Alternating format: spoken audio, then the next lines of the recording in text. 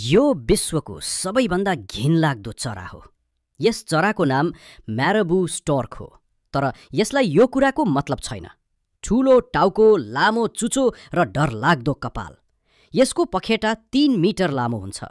यो शिकारी चरा झैं शिकार गर्दैन, किनकि यसलाई त्यसको आवश्यकता नै छैन। यसको शिकार गर्ने शैली फरक छ।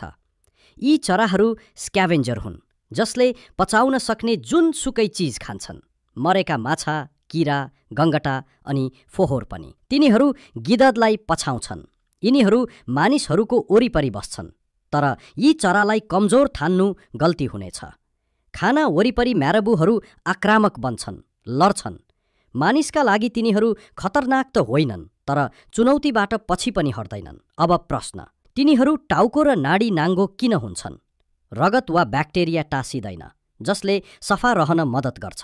र त्यो नली जस्तो थैली, घाँटीमा लट्किएको त्यो थैली बलुन जस्तै फुल्छ, जसले तिनीहरूलाई गर्मी ठाउँमा चिसो रहन मद्दत गर्छ, साथै प्रेम प्रदर्शन र बोलाइको आवाजलाई बलियो बनाउँछ।